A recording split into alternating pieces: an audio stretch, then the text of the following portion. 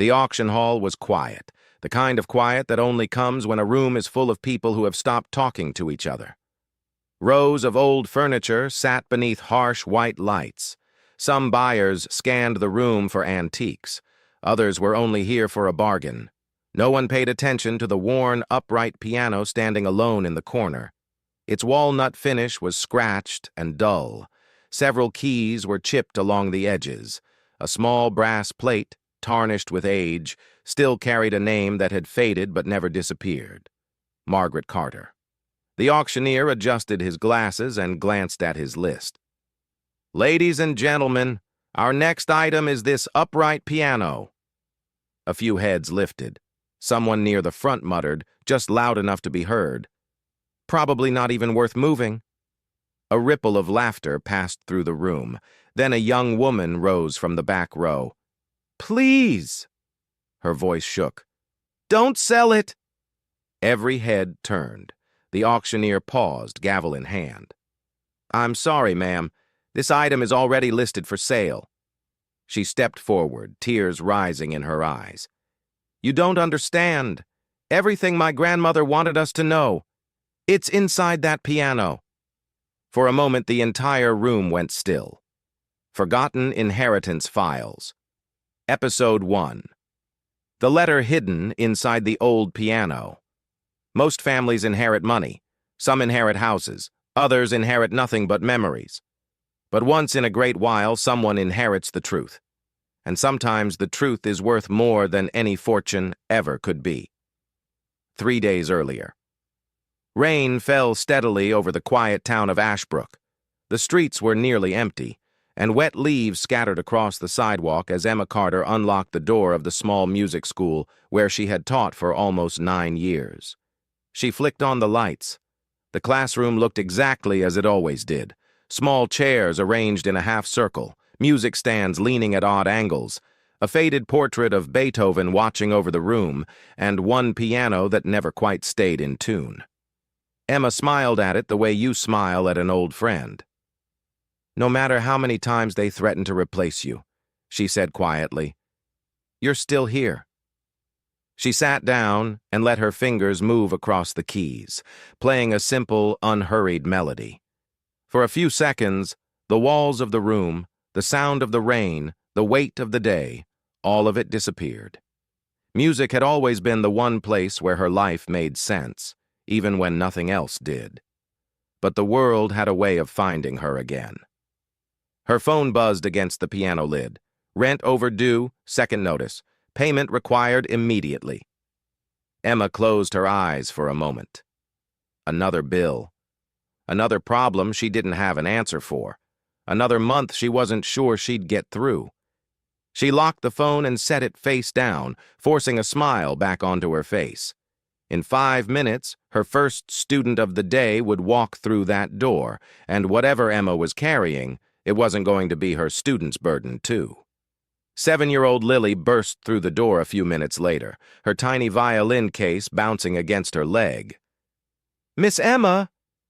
"Ready to practice?" Emma asked, and Lily nodded so hard her curls bounced. "My grandma says music can heal broken hearts," Lily announced, settling into her chair. Emma looked away for just a moment. "Your grandma sounds like a very wise woman." Lily tilted her head, studying her teacher the way only children do. "Do you have a grandma?" "I do," Emma said softly. A small pause followed. "She's actually the reason I became a music teacher in the first place." Lily's face lit up. "Can I meet her someday?" Emma's smile faltered, just slightly before she caught it. "I hope so." At that exact moment, her phone rang again. This time, it wasn't a bill. The screen showed one name: Daniel Brooks, the family lawyer. Emma frowned. Daniel never called in the middle of the day, not unless something was wrong. She excused herself and stepped into the hallway, closing the door behind her so Lily wouldn't hear the tremor in her voice. "Hello?" The voice on the other end was careful, gentle in a way that immediately made her stomach tighten. "Emma, I'm afraid I have some very difficult news." The hallway seemed to grow smaller around her. Emma gripped her phone tighter. Her heartbeat slowed as if she already knew what Daniel was about to say. "Emma," Daniel's voice was calm but heavy. "Your grandmother, Margaret Carter, passed away early this morning." For several seconds, Emma couldn't breathe. The classroom suddenly felt empty. The piano, the children, the walls, everything disappeared into silence. "No," she whispered. "No.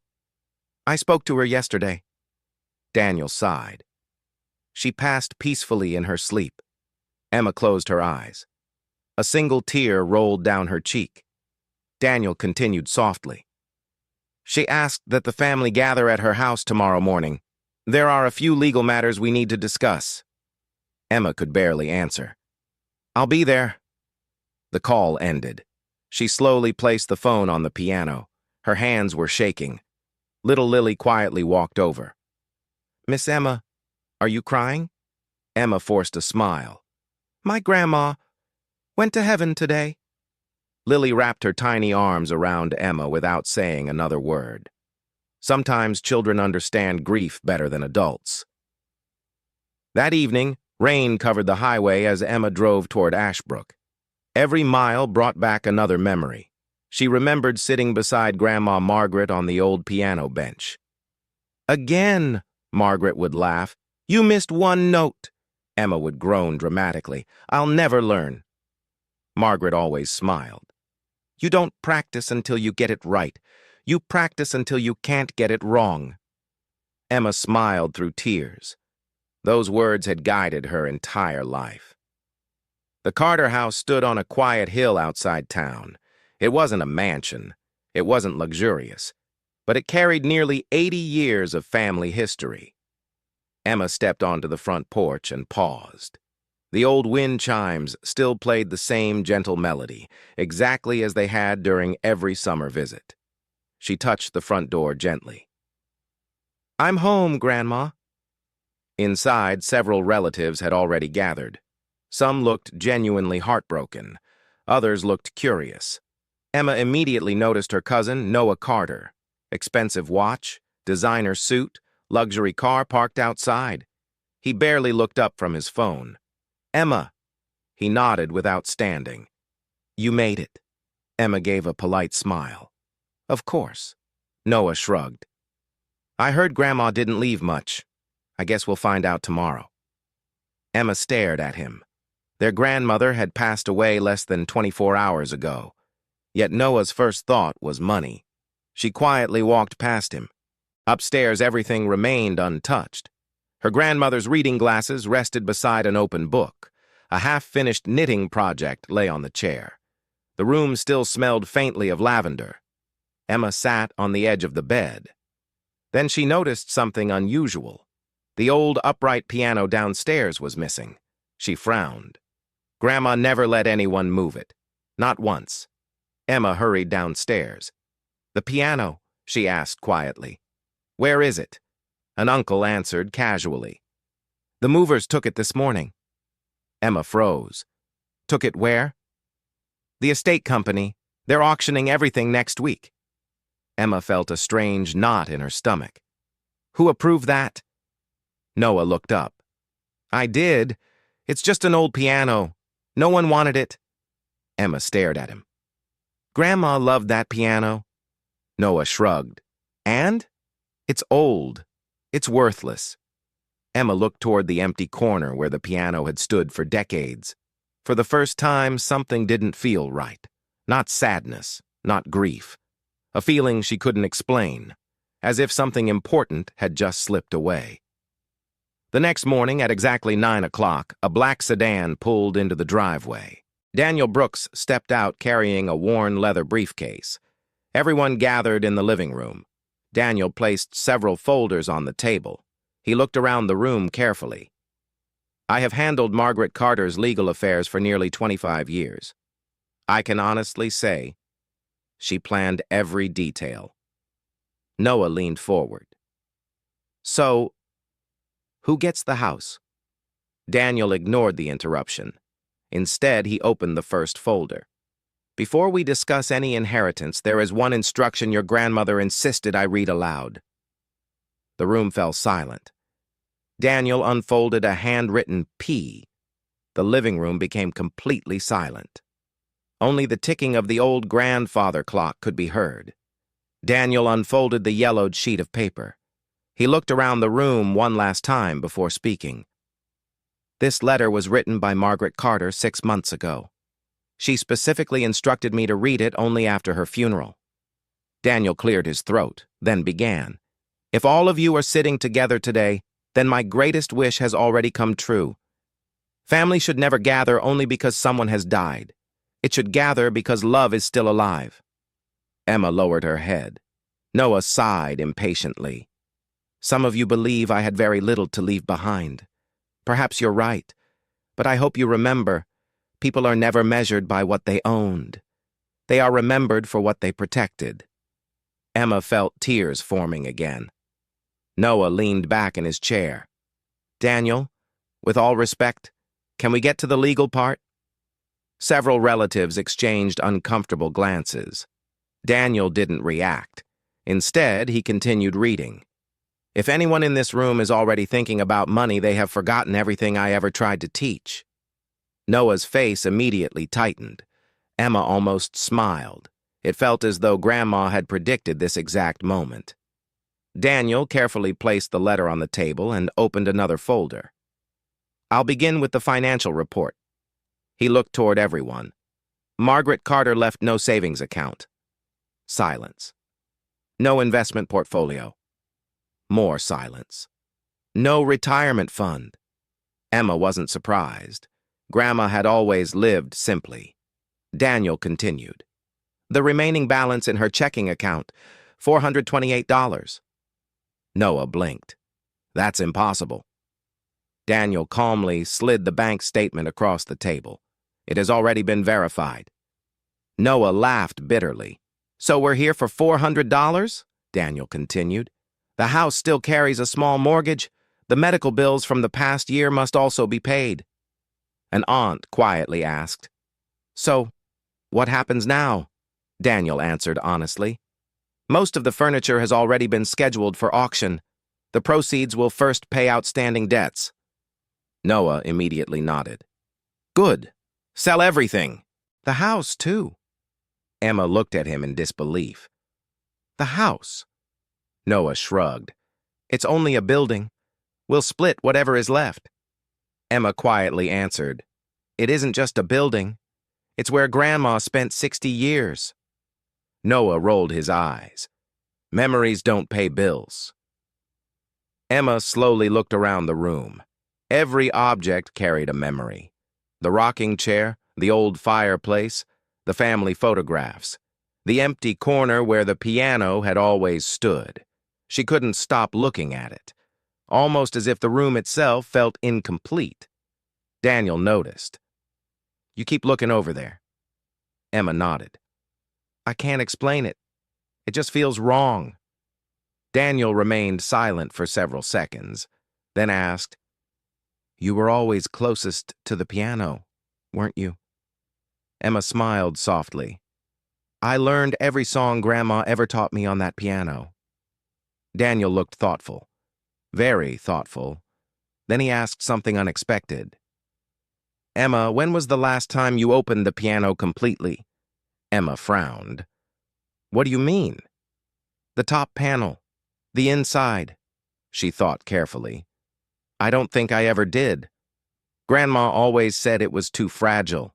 Daniel slowly nodded, almost as if he had expected that answer. Before Emma could ask another question, Daniel closed the folder. "There will be another meeting tomorrow. For today, we're finished." Emma looked confused. "That's all?" Daniel simply smiled. "For now."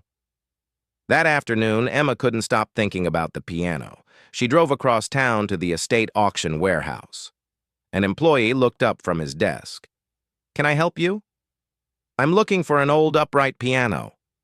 He checked a clipboard. "Carter Estate?" Emma nodded. "Yes." The employee smiled politely. "You're just in time. It goes on public auction tomorrow morning." Emma's heart sank. She walked through rows of old furniture, chairs, tables, mirrors, paintings. Then, at the very end of the warehouse, she saw it. Grandma's piano, covered in dust, alone, waiting. Emma slowly placed her hand on its worn wooden surface. "I found you," she whispered. Just then she noticed something strange. One piano key was slightly higher than all the others. She pressed it gently. Click. A faint mechanical sound echoed from inside the piano. Emma froze. What was that? Emma stood in the auction warehouse, staring at the old piano. Hundreds of items surrounded her, furniture from strangers, paintings without stories, objects waiting to be sold to the highest bidder. But this piano was different. It wasn't just wood and strings. It carried decades of memories. Her grandmother's hands had touched these keys. Her grandmother had taught her every song. And now, someone was going to sell it like it meant nothing. The warehouse employee walked closer. "Ma'am, can I ask you something?" "Sure. Is there any way I can buy this before the auction?" The employee checked his papers. "Technically, yes. But the estate has already approved the auction. You'll have to contact the lawyer." Emma looked back at the piano. Daniel. Why had he asked about the inside of the piano? Why did he look like he knew something? That night, Emma sat alone in her apartment. The rain tapped against the window. She opened an old photo album, and there it was. A picture from 20 years ago. Young Emma sitting beside Grandma Margaret, both smiling at the piano. She touched the photograph, and a memory surfaced. "Grandma, why don't we ever open the piano?" little Emma had asked. Margaret smiled. "Because some things are meant to be discovered at the right time." Emma laughed. "What things?" Margaret only winked. "Secrets." Emma suddenly closed the album. Secrets. That word had always seemed like a joke, but now it didn't. At 11:45 that night, Emma parked outside the warehouse. She knew it was probably wrong. She knew she should wait until morning, but something inside her kept pulling her forward. The warehouse was dark. Only one security light remained on. She entered through the side door she had noticed earlier. "Just 5 minutes," she whispered. "That's all." Emma reached the piano. Her fingers moved slowly across the keys. She pressed the unusual key again. Click. This time she heard it clearly. Something inside moved. She searched underneath the piano. Nothing. She checked the side panels. Nothing. Then she noticed a small gap behind the music stand, a hidden wooden piece.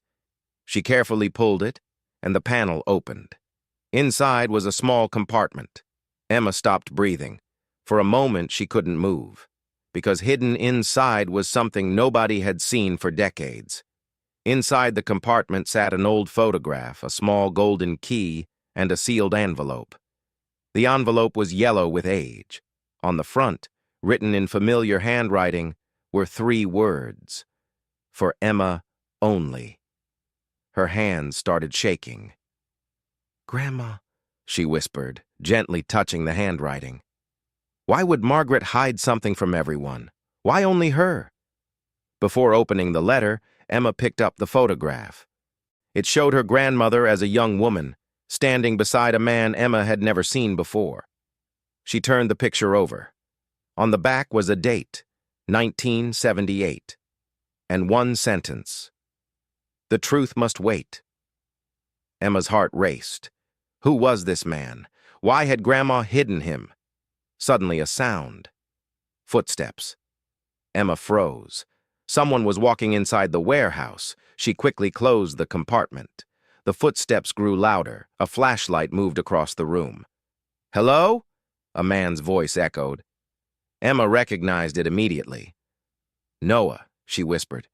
"No." What was he doing here? Noah walked toward the piano, looking around suspiciously. Emma hid behind a stack of furniture. Noah opened his phone. "I told you," he said quietly. "I know there is something here." Emma's eyes widened. Something here? Who was he talking to? Noah continued. "My grandmother wasn't careless. She always hid important things." Emma covered her mouth. Noah knew. He wasn't here for the piano. He was searching for something. Noah moved closer. Emma slowly stepped backward.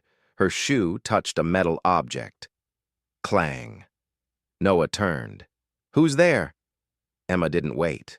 She ran through the dark warehouse, past old furniture, past the auction items, and reached the exit, escaping into the rain. Back in her car, Emma sat frozen. The envelope was still in her hand. Noah was searching for something. Grandma had hidden a secret, and Daniel already knew. The question was no longer, what did Grandma leave behind? The real question was, what was Grandma protecting? Emma looked at the envelope. Slowly, she opened it. Rain continued falling outside Emma's apartment. The city was quiet, but inside her small living room, nothing felt peaceful anymore. The old envelope rested on the table. For Emma only. Those 3 words felt heavier than 1,000 pages. She slowly opened it. Inside was a handwritten letter, the paper old, the ink faded, but the handwriting unmistakable. Her grandmother's. Emma took a deep breath and started reading. "My dear Emma, if you are reading this letter, then I am no longer there to explain the truth myself. I wanted to tell you many times, but some truths can destroy a family before they can heal one." Emma stopped. Her eyes moved back to those words. Destroy a family. What truth could be that powerful? She continued. The piano was never just an instrument. It was the only place where I could hide something important without anyone questioning it. Emma looked toward the empty space in her apartment. The piano. The secret had been hidden there for decades. Emma picked up the photograph again. The young man standing beside Margaret. She read the next lines. "The man in the photograph is William Carter." Emma froze. Carter. The same last name. Her family name. "William was my husband before anyone knew him as your grandfather." Emma's eyebrows tightened. Before anyone knew him? What did that mean? "The family believes William died in an accident in 1978. Emma stared at the letter, her heart beating faster. But that was not the complete truth. Emma set the letter down and walked around the room, trying to understand. Her entire life, everything she knew about her family was changing. Her grandmother had always said, "Some stories are better left in the past." But now Emma realized maybe some stories were buried because someone wanted them forgotten. She kept reading. "William and I had a son." She stopped. A son? Grandma had another child? His name was Thomas.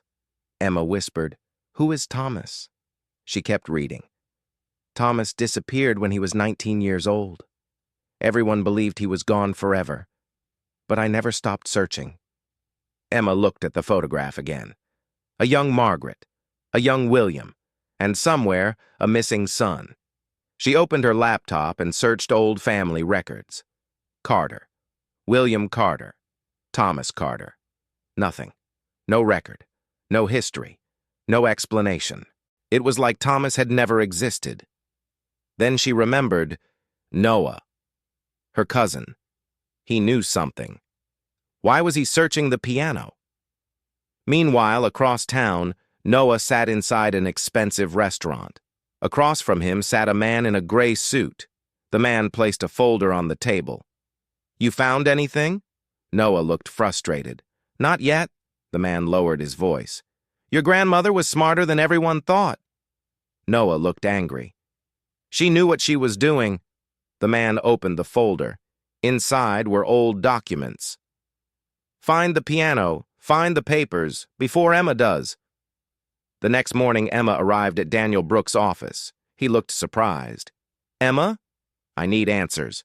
Daniel slowly removed his glasses. "I was wondering when you would come." Emma placed the photograph on his desk. Daniel's expression changed instantly. He knew that photograph. "You knew." Silence. Emma's voice grew stronger. "You knew about William." Daniel looked away. I knew your grandmother had secrets. Not all of them. Emma leaned forward. Who was Thomas Carter? Daniel didn't answer immediately. Then he said, the last person who should have been forgotten. Daniel opened an old file cabinet and pulled out a thin folder. On it was written, Thomas Carter. Emma stared. You kept his file? Daniel nodded. Your grandmother asked me to. Why? Daniel looked directly at Emma. Because she believed one day someone in the family would finally be ready to know the truth. Emma opened the folder. Inside was a newspaper article. The headline read, Local young man disappears after family dispute. Emma's hands trembled. The date was 1978, the same year as the photograph. Emma looked at Daniel. So, what happened to him? Daniel was silent. Then he answered, We don't know. But your grandmother spent 40 years trying to find him. Emma looked at the old photograph. A missing son. A hidden letter. A secret inside a piano. And a cousin searching for the same thing. Daniel leaned forward.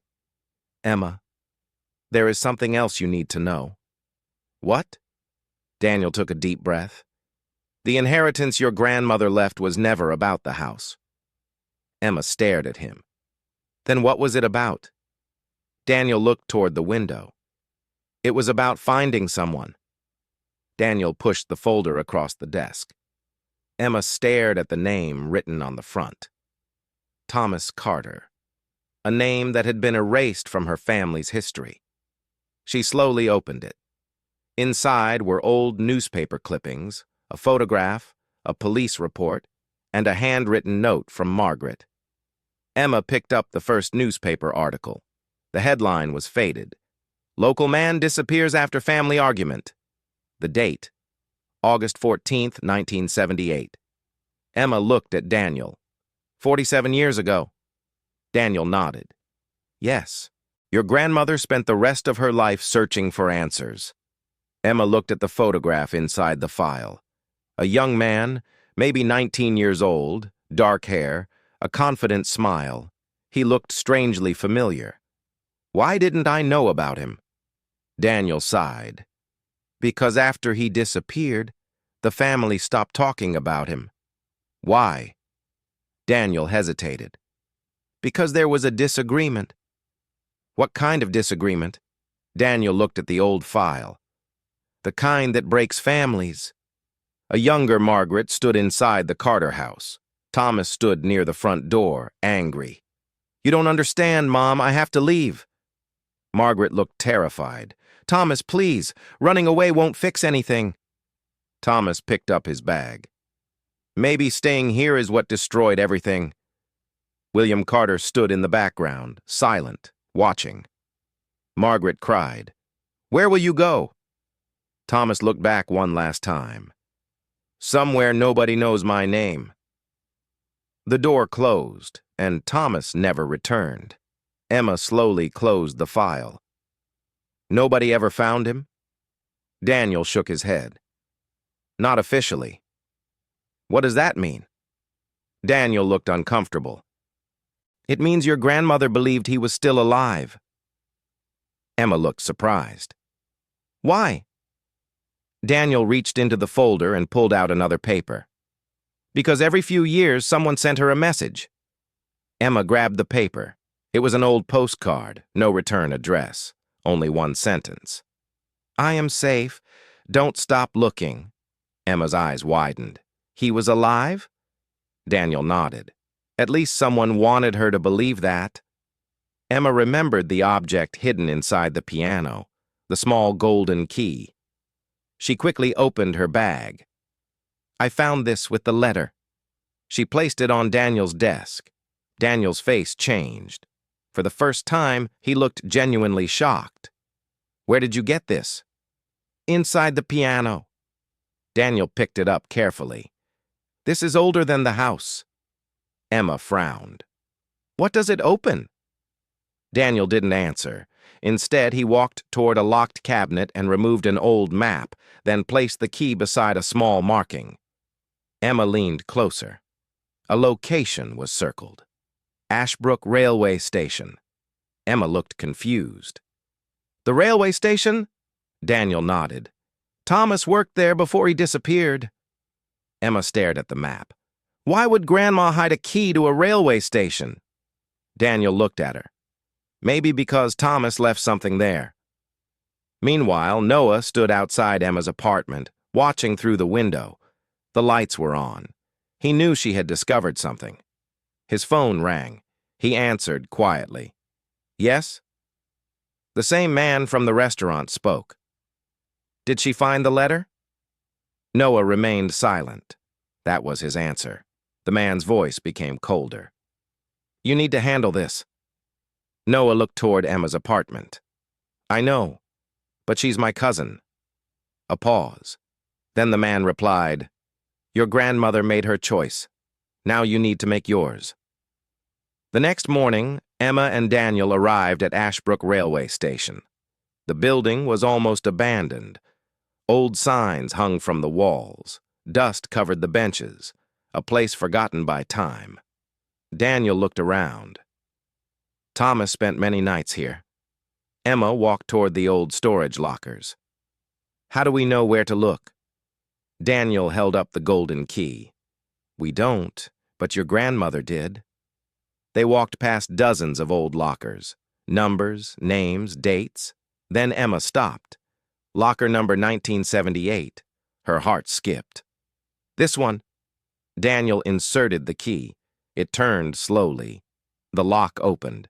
Inside was a small wooden box. Emma reached inside, her hands shaking. She opened it. Inside, a faded photograph, a handwritten journal, and a letter. But this letter wasn't from Margaret. It was from Thomas, the missing son. Emma unfolded it. The first line read, If you found this, then my mother finally trusted someone with the truth. Emma looked at Daniel. The mystery had just become much bigger. The old railway station was completely silent. Emma stood beside the dusty locker, holding the letter in her hands, a letter that had waited nearly half a century to be opened. Daniel watched her carefully. Are you ready? Emma looked at the envelope. No, she swallowed. But I need to know. She opened it. Inside was a single page, the handwriting rough, different from Margaret's. This was Thomas. To whoever finds this, my name is Thomas Carter. If you are reading this, then my mother finally decided someone deserved to know the truth. Emma stopped. Those words hurt because she realized something. Margaret hadn't hidden the truth because she was ashamed. She had hidden it because she was protecting someone. Emma continued reading. Everyone believes I left because I was angry. That is not the truth. Emma looked at Daniel. He stayed silent. I left because I discovered something about my father. Emma's expression changed. William, the man in the photograph. My father was not the man everyone believed him to be. Thomas's letter continued. In 1978, I discovered that my father had been hiding money and documents from our family. Emma frowned. Documents? Daniel nodded slowly. Keep reading. He had been secretly selling parts of the family land without telling my mother. Emma looked shocked. The family property, the inheritance, everything connected. When I confronted him, he threatened me. He told me nobody would believe a 19-year-old boy over the head of the family. Emma lowered the letter. So Thomas ran away. Daniel nodded. He thought leaving was the only way to survive. Emma continued. My mother wanted to tell the world the truth, but my father had already destroyed the evidence, except for one thing. Emma looked at the final sentence. The original documents were hidden where nobody would ever search. Emma looked confused. Where? She turned the page. The answer was written below. Inside the family piano. Emma froze. The piano. The same piano sitting in the auction warehouse. The same piano Noah wanted gone. Daniel stood up quickly. Emma. What? We need to go back. Why? Daniel looked worried. Because if Thomas was right, the piano doesn't contain a memory. It contains proof. Meanwhile, Noah sat inside his car, looking at an old photograph on his phone. It was the same piano, the same hidden compartment. But how did he know? He called the man again. She found Thomas's letter. The man became silent. Then we're out of time. Noah clenched his jaw. What if she opens the piano? The man's voice became cold. Then everything your family built disappears. Emma and Daniel rushed back. The auction warehouse was preparing for the next day's sale. The employee recognized Emma. Back again? Emma nodded. I need the piano. The employee looked uncomfortable. I'm sorry. What? It's already been moved. Emma's face changed. Moved where? He checked the records. Someone picked it up this morning. Daniel stepped forward. Who? The employee looked at the paper, then answered. Noah Carter. Emma found Noah outside the Carter house. The piano was there, standing in the garage, covered, waiting. Noah turned. You shouldn't be here. Emma looked at him. You knew. Noah said nothing. You knew there was something inside the piano. His silence confirmed everything. Why? Noah looked away. You don't understand. No, Noah. I understand perfectly. You wanted whatever Grandma hid. Noah stepped closer. Emma, some secrets are better left buried. Emma stared at him. Is that what Grandma believed? No. She believed the truth mattered. Noah looked angry. You have no idea what you're getting involved in, Emma answered. Then tell me. Silence. For a moment, Noah almost spoke, but he stopped. Emma entered the garage and removed the cover. The old piano looked exactly the same, but now she knew it wasn't just an instrument. It was a time capsule. She pressed the hidden key. Click. The compartment opened. Inside was another envelope, but this one was different. It wasn't old. It was recently placed. Emma picked it up. On the front were 4 words. You found it, Emma. Emma looked at Daniel. Daniel looked shocked, because that handwriting wasn't Margaret's, it wasn't Thomas's. It belonged to someone who was still alive. The garage was silent. Nobody moved. Emma held the envelope in her hand. The words on the front seemed impossible. You found it, Emma. Her fingers tightened around the paper. Who wrote this? Noah looked away. Daniel stepped closer. Open it. Emma looked at him. You don't seem surprised. Daniel's expression changed. I am, but not because of the letter, because of the timing. Emma carefully opened the envelope. Inside was a single page, only a few lines, the handwriting neat, careful, almost familiar. Emma, if this letter is in your hands, then you have done what nobody else in this family was brave enough to do. You searched for the truth. Emma looked at Daniel. Who is this? Daniel didn't answer. She continued reading.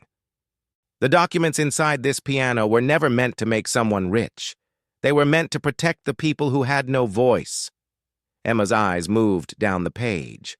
The final sentence made her stop. Your grandmother knew I would return one day. Emma whispered, Return? At the bottom of the letter there was a signature. Emma stared. Her breathing stopped. Because the name written there was Thomas Carter. Nobody spoke. The missing son.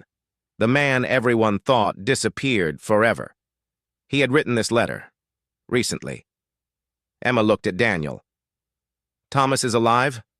Daniel slowly nodded. I believe he is. You knew? I suspected. Emma stepped back. How could you keep this from me? Daniel looked hurt.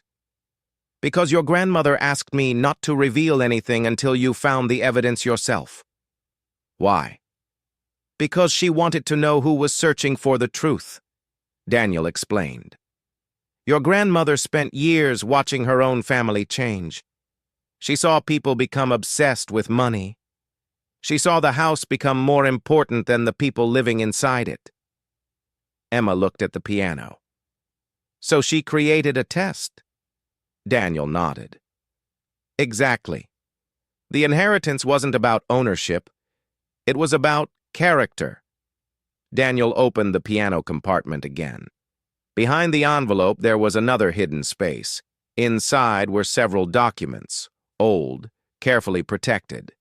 He removed the first page. Emma read the heading. Original Carter Family Land Agreement, Daniel explained. Your great-grandfather purchased this land legally, but years later William secretly transferred parts of it using false documents. Emma looked shocked. So the family property was stolen? Daniel nodded. Not only from the family, from the people who trusted them. Noah had been silent the entire time. Finally, he spoke. I didn't know all of this. Everyone turned toward him. Emma looked angry. But you knew something. Noah looked down. My father told me stories. What stories? That Grandma was hiding something valuable, that whoever found it would control everything. Emma shook her head. So you weren't looking for the truth. You were looking for money. Noah didn't answer, because he knew she was right. Suddenly, Emma's phone rang. Unknown number. Everyone became quiet.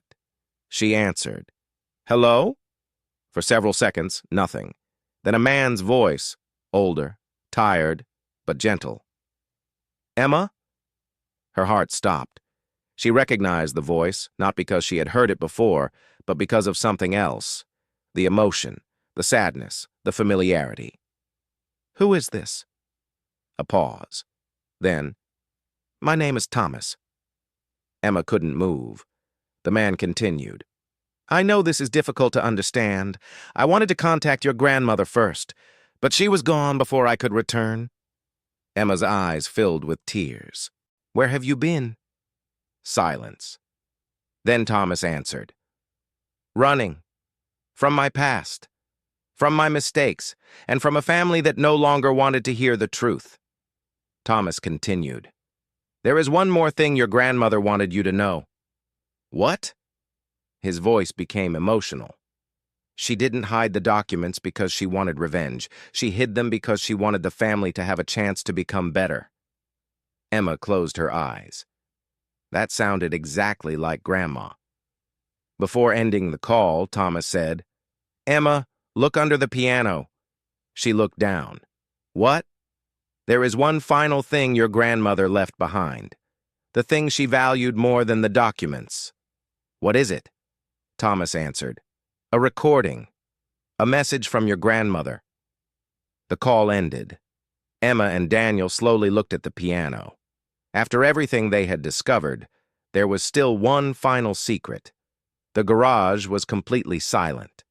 Everyone stared at the old piano.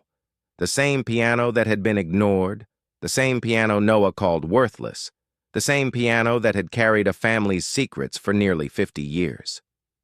Emma slowly bent down. Her fingers touched the wooden floor underneath it. She searched carefully. Nothing. For a moment, she thought maybe Thomas was wrong. Then her hand touched something, a small metal button. She pressed it. Click. A hidden compartment opened beneath the piano. Inside was a small black box. Emma carefully removed it. Daniel whispered, Your grandmother planned everything. The box contained a small recording device, a handwritten note, and one final photograph. Emma opened the note first. The handwriting immediately brought tears to her eyes. Margaret. Emma, if you are listening to this, then you chose love over greed, and that means I chose the right person. Emma held the recording device. Her hands trembled. She pressed play. Static filled the room. Then a familiar voice, older, softer, but unmistakably Grandma. Hello, my dear Emma. Emma immediately covered her mouth. Hearing her grandmother's voice again broke something inside her. I know you probably have many questions. A small laugh. You always did, Margaret continued. I spent my life watching people fight over things they could never take with them. money, property, names, but I learned something important. The greatest inheritance is not what someone leaves behind.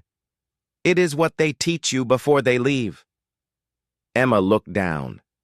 Tears fell onto the recording device. Margaret's voice continued. Many people in our family wanted this house. Many wanted the documents. Many wanted the power. But you only wanted to save an old piano. Emma smiled through tears because it was true. She had never wanted money. She only wanted to protect a memory. Margaret continued.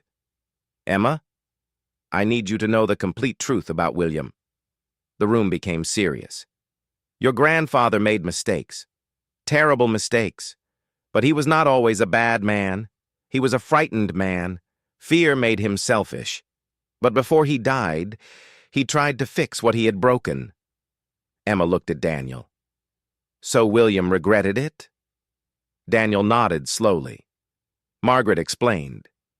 The documents inside the piano prove the original ownership of the land, but they also contain something else, something more important.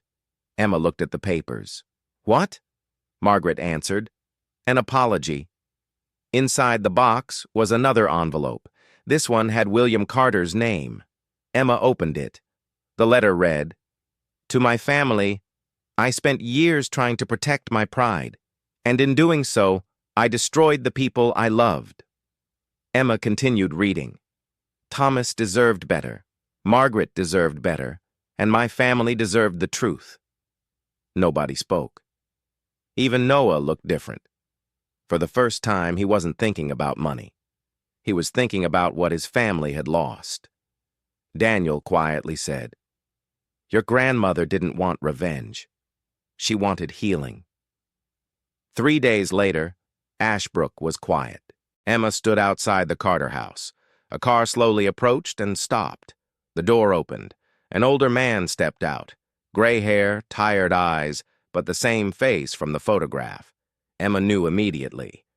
Thomas Carter, the missing son. For 47 years, he had been a ghost. Now he was standing in front of her. Thomas looked at Emma. You look like your grandmother. Emma smiled sadly. Everyone says that. Thomas looked toward the house. I never thought I would see this place again. Emma asked softly. Why did you leave? Thomas looked down.